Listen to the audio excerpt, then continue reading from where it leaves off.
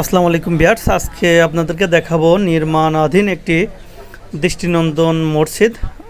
দীর্ঘদিন ধরেই পরিকল্পনা করছি গাড়াবাড়িয়ার মাঠের বিরুদ্ধে যে রাস্তার উপরে পানি উঠেছে, নিকলিয়া হাওড় খ্যাত সেই গাড়াবাড়িয়া রথখোলার রোডটি দেখতে যাব।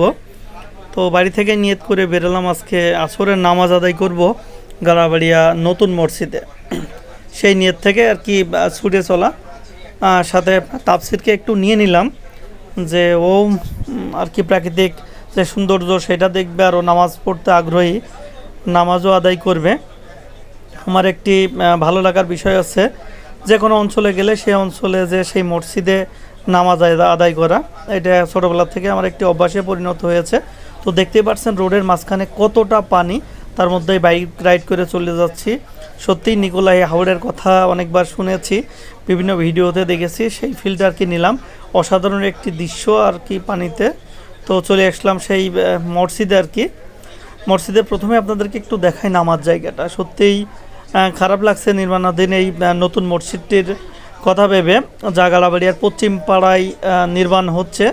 এখানে যাতায়াতের জন্য আর কি এখন পর্যন্ত রাস্তা তৈরি হয়নি। মানদাতা মূল্যের সেই বাঁশের সাঁকো দিয়ে আর কি চলাচল। পুরা টোটাল মসজিদের চারপাশেই পানিতে কলরব ছয়লাভ হয়ে গেছে। এখানে একটি টিউবওয়েল আছে, সেই টিউবওয়েলে অজু করার কোনো পরিবেশ নাই। তো আমার একটু অজু করতে দেরি হলো, তো সেই ফাঁকে যারা নামাজ আদায় করছিল তাদের একটু ভিডিও নিয়ে নিলাম। আর আপনাদেরকে একটু দেখাই দৃষ্টিনন্দন মসজিদটি, যেহেতু নির্মাণাধীন মসজিদটি আছে। আপনি চাইলেই মসজিদে এখনও দান করতে পারেন। তারা আর অক্লান্ত পরিশ্রম করে এই দৃষ্টিনন্দন মসজিদটি তৈরি করছে। তো মসজিদের ভিতরের অংশ দেখে আমার সত্যি সত্যি অসাধারণ লাগলো, এবং নামাজ আদায় করে আরও ভালো লাগলো।